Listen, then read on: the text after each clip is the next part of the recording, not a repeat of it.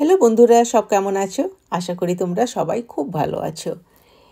আজকে আমরা সকাল সকাল চলে এসেছি এই স্টেডিয়ামেতে। এইখানেতে আরমানিদের সমস্ত আরও অনেক আলাদা স্কুলেদের সাথে কম্পিটিশান আছে।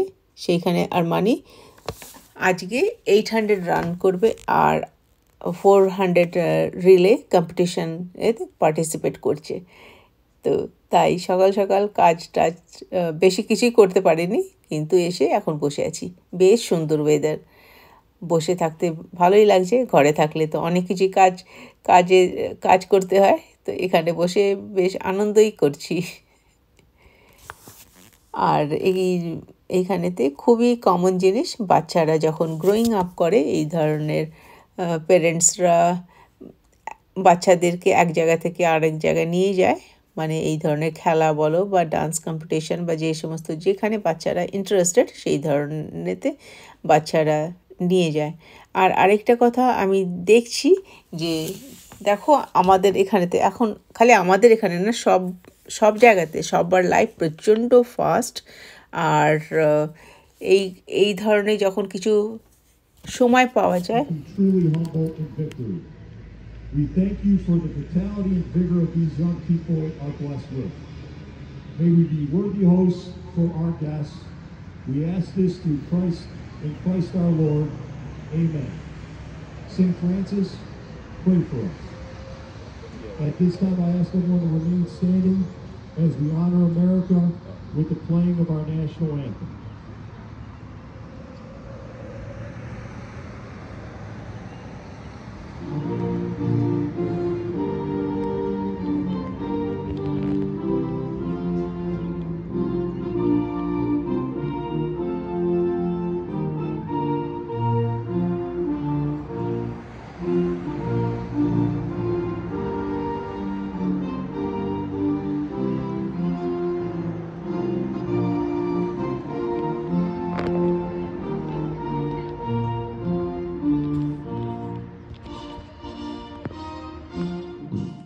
দেখো তোমাদের সাথে এই দূরে একটা ট্রেন যাচ্ছে, সেটাও শেয়ার করলাম। আমার প্রচণ্ড ভালো লাগে ট্রেন দেখতে, মানে দূর থেকে ট্রেন যে পাস হচ্ছে সেটা দেখতে আমার খুব ভালো লাগে। আর ভালো লাগে এয়ারপোর্টেতে প্লেন ল্যান্ডিং আর টেক আপ করা।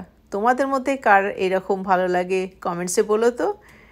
আর যেটা বলছিলাম, এইখানেতে আমরা প্রচণ্ডভাবে ব্যস্ত, আমরা না সবাই প্রচণ্ড লাইফে ব্যস্ত, কিন্তু যখন এই ধরনের খেলার জায়গাতে গিয়ে তুমি বাচ্চাদের সাপোর্ট দিচ্ছ, মেন্টাল সাপোর্ট করছো, আর গ্র্যান্ড প্যারেন্টসরাও আসে বাচ্চাদের সাপোর্ট করার জন্য। কারণ দেখো এখানে তো গ্র্যান্ড প্যারেন্টসরা মানে সবার সাথে থাকে না, তো এই ধরনের খেলার মধ্যেই এসে বাচ্চাদের সাথে গ্র্যান্ড কিডসদের সাথে দেখা করে, সময় কাটে। তারপরে খেলা হয়ে যাওয়ার পরে সবাই গিয়ে রেস্টুরেন্টেতে লাঞ্চ করে। আমরা সেটা করব না, কারণ আমাদের আবার আজকে সিরাকিউজেতে যাবার আছে।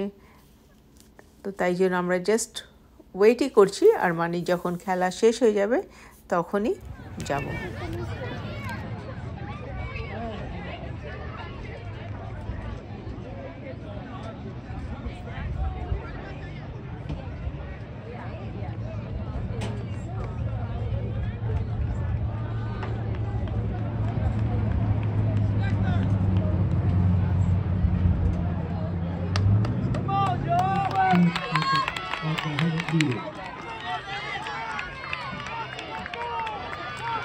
Final call for any JV and freshman, sophomore.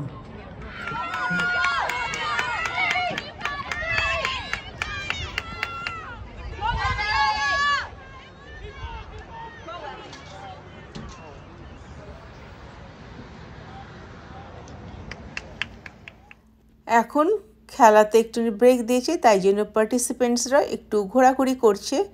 বেশ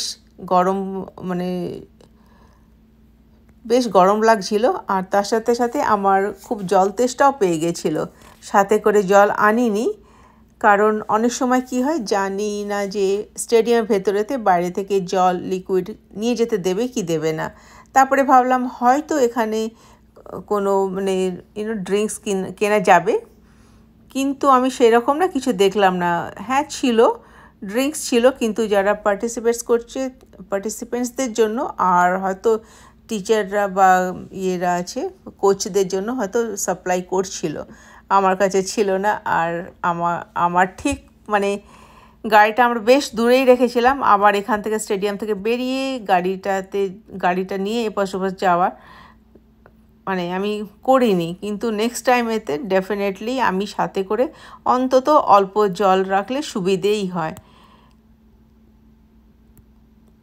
আর এই জায়গাটা আমরা নতুন এসেছি, ফার্স্ট টাইম, এটা আমার সেকেন্ড টাইম, কিন্তু ঠিক না আশেপাশে আমি দেখিনি কোনো রেস্টুরেন্ট বা ফাস্ট ফুড যেরকম ম্যাকডোনাল্ডস, ওগুলো ওই সমস্ত আমার চোখে পড়েনি, তো তাই জন্য আমি জানিও না কত দূর এখান থেকে।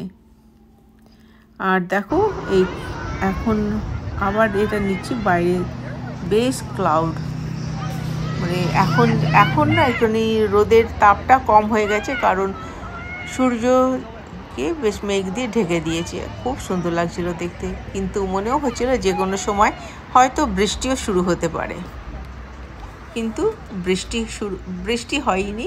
বেশ ভালো করে সবাই মানে খেলাটা শেষ করতে পেরেছে। এত দিনের পুরো 1 বছরের এরা পুরো কষ্ট করেছে, এটাই আজকে এদের ফাইনাল গেম, আজকে আর কালকে দুদিনই হবে। আর আমার সাথে এসেছে লাড্ডু গোপাল, তোমাদের সাথে শেয়ার করে দিচ্ছি, আমার কোলেতে বসে আছে, বেশ সুন্দর এনজয় করছে। আর আমিও বেশ ভালো লাগছে, আমার সাথে লাড্ডু গোপাল আজকে আছে। আমরা আর বেশি কিছু শেয়ার করিনি খেলার, এবারটা আমরা চলে যাব, সিরাকিউজেতে যাবার আছে, তাই জন্য ঘরেতে গিয়ে কোনো রকমে একটুখানি হালকা লাঞ্চ করে আমরা বেরিয়ে পড়ব সিরাকিউজের জন্য। 2 ঘন্টার ড্রাইভ, আর ওখানে যাওয়া হচ্ছে মেন জিনিস, অনেক ঘাস বেড়ে গেছে।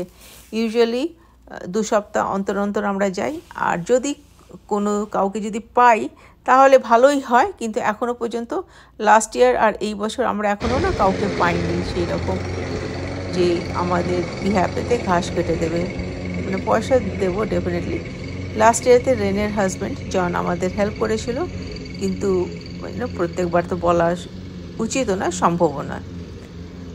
আর আমার বেশ ভালোই লাগে, একটা জায়গায় যাওয়ার একটা জায়গা থাকে যে ঘাস কাটতে হবে বলে একটা নতুন জায়গাতে যাচ্ছি, না হলে ওই একই জায়গাতে বসে থাকা, যেটা তোমাদের বলছিলাম। ঘাস কাটা হয়ে গেছে, আর আমি না ভিডিও নিতে ভুলে গেছি। এরপরে আমি চলে এলাম অ্যাপেলবি রেস্টুরেন্টেতে। এটা fast food restaurant, sorry not fast food, is a বারের মতন। এখানে লোকেরা ড্রিঙ্কস খায়, আর তার সাথে চিকেন উইংস, পিৎজা এই ধরনের খাবার থাকে, ক্যাসাডিয়া, আর মেন মিল থাকে না। ভেতরটা খুব সুন্দর। আমি তো বলছিলাম এখানেও গিয়ে যে চলো এই রেস্টুরেন্টে গিয়ে খেয়ে আসি, কিন্তু সবাই খুব টায়ার্ড, জাস্ট খাবার পিক করে নিয়ে চলে এলাম ঘরেতে। আর দেখো কি সুন্দর আকাশের মেঘ হয়েছে। এই জায়গাটা বেশি মানে হাই রাইজ বিল্ডিং নেই বলে তাই জন্য না আকাশটা খুব বড় দেখায়, আর মেঘগুলোকেও খুব সুন্দরভাবে মানে সুন্দর দেখা যায়। আর এই মেঘগুলোর মধ্যে আমি আবার না বসে বসে দেখি কত সুন্দর সুন্দর সমস্ত শেপ লাগে। ঘরে চলে এসেছি, আমাদের এই ঘরেতে বেশি ফার্নিচার নেই, ডাইনিং টেবিল আছে যেটা রেনে আমাদেরকে গিফট দিয়েছিল, কিন্তু সবাই এত টায়ার্ড, মাটিতে বসে আরাম করে খেতে আমরা বসে গেছি। এখানে চিকেন উইংস আছে, আর ছিল চিকেন ক্যাসাডিয়া, কোক, আর আম তো কেউ খাচ্ছেই না, আমি 2টো আম খেয়ে নিয়েছি। চিকেন উইংসটা বেশ সুন্দর। আর এসে গেছে আমার বান্ধবী রেনে। আমি এখানে মানে অনেক দিন, আমরা যখনই আসি রেনে বিকালবেলা এসে আমাদের সাথে মনোপলি গেম খেলে, নাহলে এমনি গল্প করতে চলে আসে। কিন্তু আজকে আমরা প্রচণ্ড টায়ার্ড ছিলাম, তাই জন্য রেনে আসেনি, আমার সাথে জাস্ট এমনি দেখা করে চলে গেছে। বাই।